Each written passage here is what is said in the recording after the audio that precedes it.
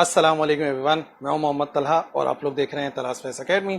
आज हम लोग फर्स्ट ईयर केमिस्ट्री का एक लेक्चर कवर कर रहे हैं और फर्स्ट ईयर केमिस्ट्री के इस लेक्चर में हमारा चैप्टर नंबर 2 जो है यानी कि द 3 स्टेट्स ऑफ मैटर यानी कि गैसेस, लिक्विड्स एंड सॉलिड जो हमारा चैप्टर नंबर 2 है उसको हम स्टार्ट कर रहे हैं। और इंट्रोडक्टरी टॉपिक आज जो है हम कवर करेंगे इस चैप्टर का, और वो टॉपिक होगा काइनेटिक थ्योरी का।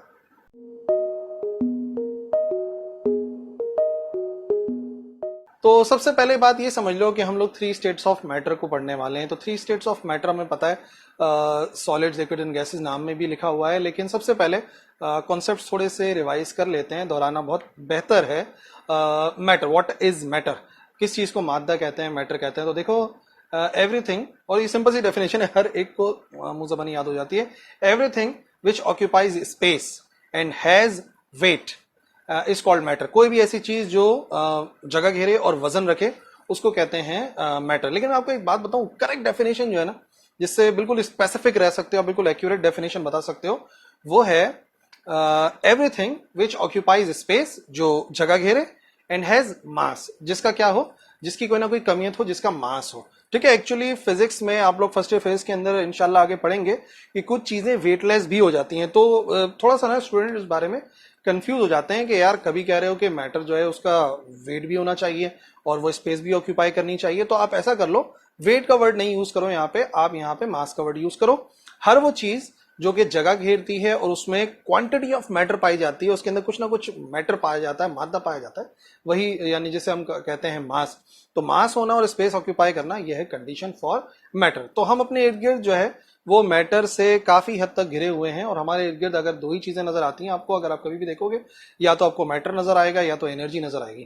तो बहरहाल अपनी जो स्टडी है उसको मैटर पे स्पेसिफिक रखते हैं।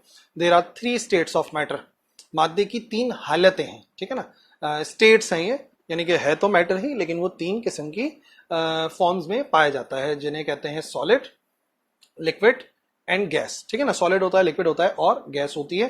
सो थोड़ा सा introduction 1 by 1 solid, liquid, gas का भी देख लेते हैं।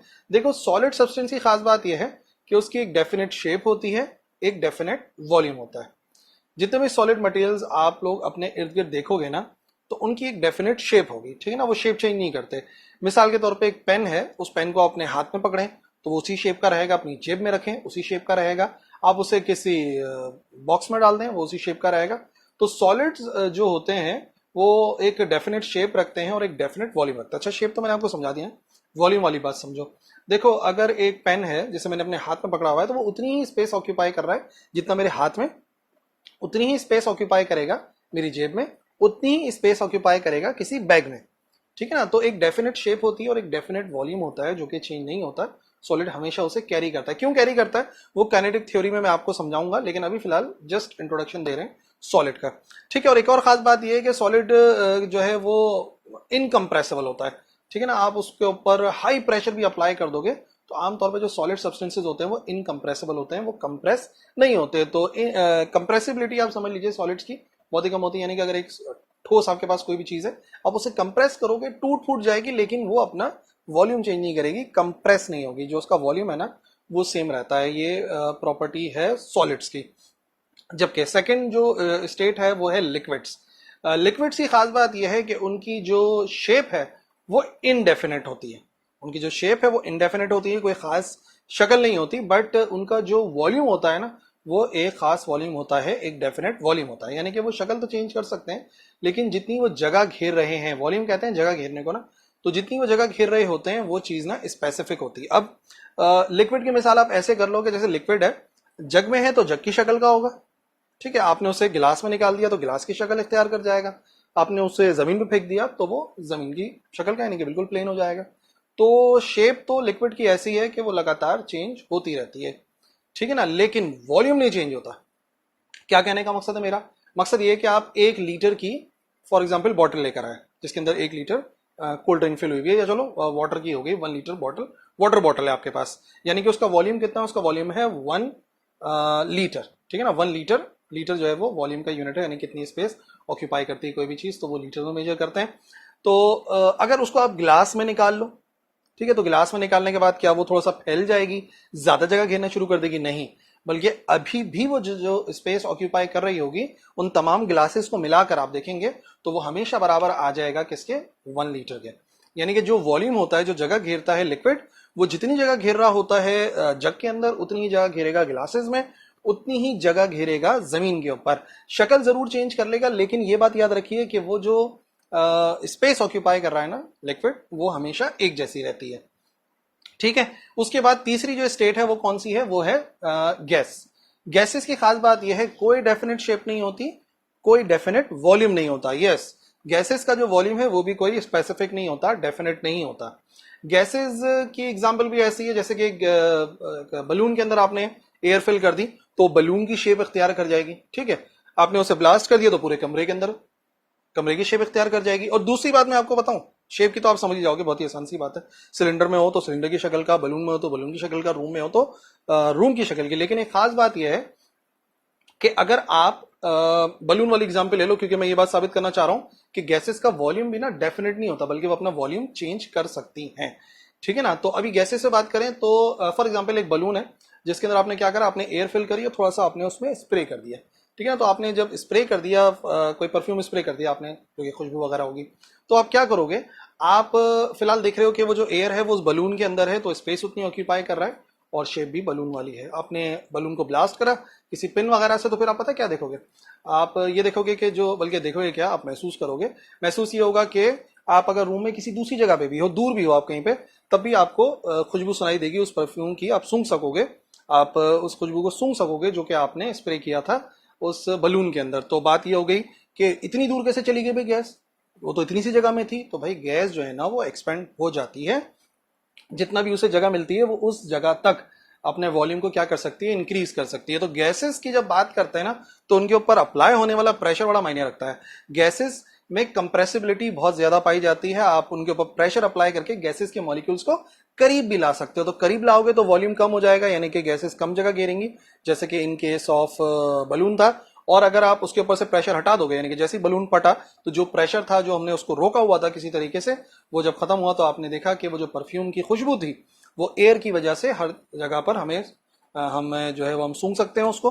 ठीक है। तो इसका मतलब क्या हुआ कि गैस की कोई डेफिनेट शेप नहीं होती और उसका कोई डेफिनेट वॉल्यूम नहीं होता। ठीक है।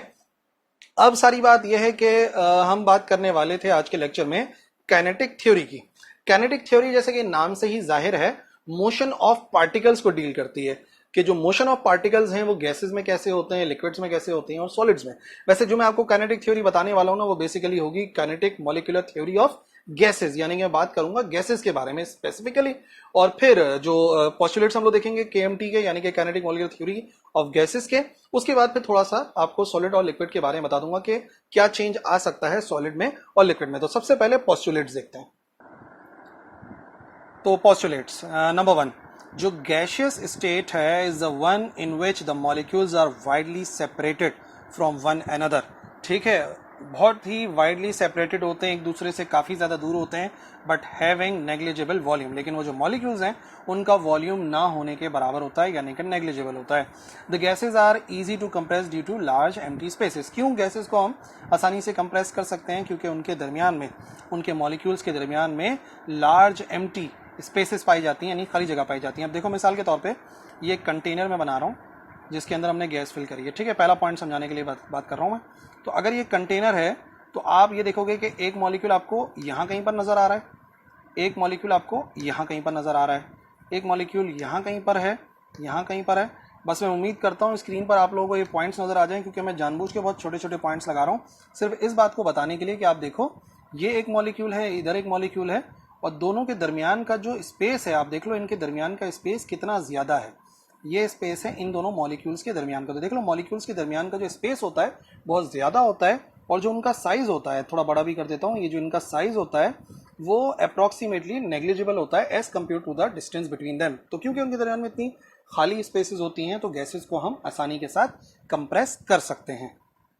नंबर 2, जो गैस मॉलिक्यूल्स हैं वो कंटिन्यूस मोशन में होते हैं। ठीक है, अच्छा ये तो सॉलिड के भी होते हैं, लिक्विड के भी होते हैं, कंटिन्यूस मोशन में होते हैं, ट्रैवल करते हैं स्ट्रेट लाइन में, स्ट्रेट पाथ में, बिटवीन कोलिजन, यानी कि जब तक वो टकराते नहीं है स्ट्रेट मूव करते हैं। बट उनकी जो डायरेक्शन है वो रैंडम हो सकती है। The average distance between the collision is the mean free path. ठीक है, अच्छा ये डेफिनेशन भी है। मीन फ्री पाथ किसे कहते हैं कि जब एवरेज जो डिस्टेंस है, क्योंकि हो सकता है कि दो मॉलिक्यूल आपस में जल्दी टकरा जाएं, दो के दरमियान में गैप ज्यादा है तो वो ज्यादा फासला तय करें टकराने से पहले, लेकिन जो एवरेज डिस्टेंस होता है मॉलिक्यूल्स के कोलिजन के दरमियान में जो वो तय करते हैं उसे कहते हैं mean free path. Mean free path से मुराद यानी कि कोलिजन, जो कोलिजन्स हैं उनके दरमियान का जो एवरेज डिस्टेंस है जो कि ट्रेवल करते हैं मॉलिक्यूल्स। अच्छा, अब ये सारी बात समझा दूं, दोबारा से एक और कंटेनर सपोज करते हैं और एक और मॉलिक्यूल की बात आपको समझाता हूं कि इस कंटेनर में क्या हो रहा होगा। गैस के मॉलिक्यूल्स जो है वो कंटिन्यूअस मोशन में तो है, यानी कि अगर कोई मॉलिक्यूल है तो वो कभी इधर मूव कर रहा है, ठीक है, और वो मॉलिक्यूल कभी इधर मूव कर रहा है, तो सारे के सारे जो मॉलिक्यूल्स है ना वो हैं तो कंटिन्यूअस मोशन में लगातार इधर उधर मूव कर रहे हैं। लेकिन याद रखो उनकी जो मोशन है वो होती है हमेशा स्ट्रेट लाइन में, यानी कि ऐसा नहीं हो सकता कि मॉलिक्यूल ट्रैवल करते करते गोल घूम जाए, ऐसा मुमकिन नहीं है, ये बात आप समझ जाइए। सिर्फ मूव करेंगे तो स्ट्रेट लाइन में करेंगे, ठीक है ना, और रैंडम डायरेक्शन में करेंगे, ये भी है। टकराएंगे तो उनकी डायरेक्शन चेंज हो सकती है, रैंडम जा सकते हैं, लेकिन हाँ जो कोलिजन्स के दरमियान का एवरेज डिस्टेंस होता है, ठीक है, उसी को कहते हैं मीन फ्री पाथ। एवरेज इस वजह से क्योंकि कभी कभार कोलिजन्स के दरमियान फासला कम भी तय हो सकता है और कभी कभार ज्यादा भी हो सकता है, तो हमें उसका एवरेज की बात करनी पड़ेगी। नंबर 3, जो मॉलिक्यूल्स होते हैं एक दूसरे के साथ कोलाइड करते हैं और दीवारों के साथ कोलाइड करते हैं कंटेनर की, बट ये जो कोलिजन्स होते हैं ये परफेक्टली इलास्टिक होते हैं। इलास्टिक कोलिजन से मुराद होती है, जो कि आप लोग फर्स्ट ईयर फिजिक्स में भी स्टडी करोगे डेप्थ में जाके, ये वो कोलिजन्स होते हैं जिनमें कोई लॉस ऑफ एनर्जी नहीं होता, यानी कि जो एनर्जी है वो लॉस नहीं होती। जो मॉलिक्यूल्स हैं टकराते तो हैं एक दूसरे से, लेकिन उसमें एनर्जी जो है वो लॉस नहीं होती, जो उनकी एनर्जी है टोटल एनर्जी वो कांस्टेंट रहती है। और इन सिंपल वर्ड्स में आपको बताऊं, कोई टूट फूट भी नहीं होती, यानी कि जो मॉलिक्यूल जब एक दूसरे टकराते हैं तो उनमें कोई टूट फूट नहीं होती। इलास्टिक कोलिजन की एक खास बात है कि उसमें टूट फूट नहीं होती, यानी कि मॉलिक्यूल्स के दरमियान में इलास्टिसिटी पाई जाती है, बिल्कुल जैसे एक बॉल जो है वो रैकेट से टकराए, इस किस्म का एक कोलिजन होता है मॉलिक्यूल्स के दरमियान का। नंबर 4, जो गैस प्रेशर है वो रिजल्ट होता है collision of the gas molecules with the walls of container. तो जो गैस का प्रेशर है वो कहां से आता है, वो आता है जब गैस के मॉलिक्यूल्स कोलाइड करते हैं, यानी कि टकराते हैं, किसके साथ, कंटेनर की दीवारों के साथ। तो अगर मैं एक गुब्बारे की मिसाल ले लूं तो गुब्बारे की दीवारों के साथ मॉलिक्यूल टकरा रहे होते हैं, गुब्बारे को कान से लगा के सुनो, आप बाकायदा उस कोलिजन को ऑब्जर्व कर पाओगे कि जो आवाज आ रही है हमें अंदर, किसी बलून को अगर भरा हुआ है एक बलून हवा से, उसको अपने कान के साथ लगाएं तो हमें बाकायदा एक साउंड सा सुनाई देगा। वो साउंड क्यों नजर आ रहा है, क्यों सॉरी हमें सुनाई दे रहा है, वो सुनाई दे रहा है हमें as a result of collision of gas molecules with the walls of the balloon, या कोई कंटेनर हो तो कंटेनर की दीवारों से भी टकरा सकता है। नंबर 5, आइडियल गैस अगर हो तो उसमें कोई अट्रैक्टिव या रिपल्सिव फोर्सेस नहीं होती मॉलिक्यूल्स के दरमियान में। इसका मतलब क्या हुआ, हर एक मॉलिक्यूल एक्ट करता है independently of the other. Ideal gas वो गैस होती है, देखो दो किस्म की गैसेज होती हैं, आइडियल गैसेज होती हैं और रियल गैसेज होती हैं। रियल गैसेज जो हमारे इर्द गिर्द हमें मिलती हैं वो रियल गैसेज हैं, और आइडियल तो नाम से ही जाहिर है कामिल, एक आइडियल है, ठीक है ना, एक हमारी एक सोच है, और ये वो गैसेज हैं जो कि तमाम लॉज ऑफ गैसेस पर एक्ट करती हैं, उसे आइडियल गैस कहते हैं। ठीक है, तो थोड़ा सा आइडियल मामला हो गया है। तो रियल गैसेस में तो फिर भी अट्रैक्टिव और रिपल्सिव फोर्सेस होती हैं और मॉलिक्यूल्स का साइज भी होता है, बट यहाँ पर हम आइडियल गैस की बात कर रहे हैं, बिल्कुल जो हमारी आइडियल होगी, जिसके ऊपर ये सारी की सारी थ्योरी और लॉज हम लोग स्टडी करेंगे। तो उनके मॉलिक्यूल्स में कोई भी अट्रैक्टिव या रिपल्सिव फोर्सेस नहीं पाई जाती। मॉलिक्यूल्स एक दूसरे को ना अट्रैक्ट करते हैं ना रिपेल करते हैं। इसका मतलब हर मॉलिक्यूल आज़ाद होता है, दूसरे पे डिपेंड नहीं करता। नंबर 6, जो एवरेज काइनेटिक एनर्जी होती है गैस मॉलिक्यूल की, वो डिपेंड करती है upon the absolute temperature. Absolute temperature of the gas पे डिपेंड करती है, यानी कि जितना ज़्यादा गैस का टेम्परेचर होता है, जो गैस के मॉलिक्यूल्स हैं, उतनी ही उनकी एवरेज काइनेटिक एनर्जी ज़्यादा होती है। काइनेटिक एनर्जी समझते हो ना आप लोग, 12 mv²। तो जितना ज़्यादा टेम्परेचर होगा गैस का, उतना ही ज़्यादा तेज़ी के साथ जो उसके मॉलिक्यूल्स हैं वो मूव करेंगे, यानी कि उतनी ही ज़्यादा उन मॉलिक्यूल्स की एवरेज काइनेटिक एनर्जी होगी। एवरेज इसलिए कहते हैं कि भाई किसी मॉलिक्यूल की ज़्यादा भी हो सकती है, किसी की कम भी हो सकती है, लेकिन अगर हम एज अ होल बात कर रहे हैं, पूरी गैस की बात कर रहे हैं, तो हमें एवरेज की बात करनी पड़ेगी। At any given temperature the molecules of the gases have the same average kinetic energy, और वो जो एवरेज काइनेटिक एनर्जी है वो होती है 1/2 mv² के बराबर। और काइनेटिक एनर्जी का फॉर्मूला हाँ 1/2 mv² ही होता है। मैट्रिक फिजिक्स में आप लोगों ने पढ़ा होगा या फर्स्ट ईयर फेज के अंदर आप लोग स्टडी कर चुके होंगे। ठीक है, तो ये सारे पॉस्टुलेट्स तो हो गए गैसेस के लिए। अब देखो क्या फर्क आएगा लिक्विड में। ठीक है। लिक्विड के जो मॉलिक्यूल्स होते हैं वो एज कंपेयर टू गैस थोड़े से करीब करीब होता है, ठीक है ना। गैसेस के तो मैंने बताया बहुत दूर दूर होते हैं, लेकिन जो लिक्विड के मॉलिक्यूल्स होते हैं वो करीब होते हैं, और याद रखिए इन फॉर्म ऑफ क्लस्टर्स होते हैं, ठीक है ना। एक ग्रुप सा बना हुआ होता है और वो ग्रुप कंटिन्यू रहता है, यानी कि उस ग्रुप के अंदर, उस क्लस्टर के अंदर जो मॉलिक्यूल्स होते हैं उनमें ज्यादा बॉन्डिंग पाई जाती है, ज्यादा अट्रैक्शन पाई जाती है as compared to the other molecules और other molecules of other cluster, यानी कि ग्रुप्स बन जाते हैं लिक्विड के मॉलिक्यूल्स के।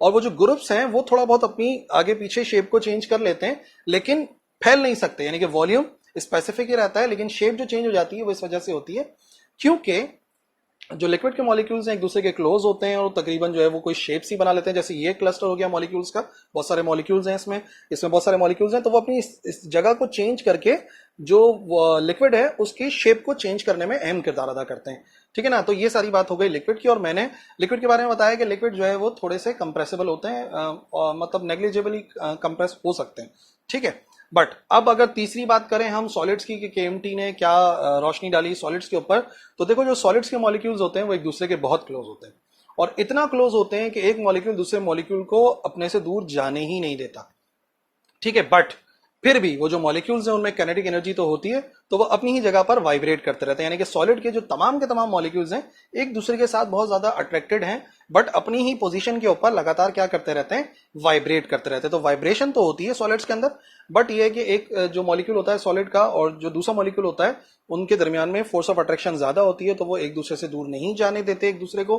तो जो शेप होती है वो डेफिनेट रहती है और वॉल्यूम तो डेफिनेटली डेफिनेट रहेगा, ठीक है ना। और कंप्रेसिबिलिटी के बारे में बताया, कोई कंप्रेसिबिलिटी नहीं होती, सॉलिड्स जो है वो इनकंप्रेसिबल माने जाते हैं, ठीक है। तो ये वो तमाम पॉइंट्स थे, पोस्टुलेट्स थे जो आपने जहन में रखने हैं, और चैप्टर नंबर 2 का इंट्रोडक्शन था।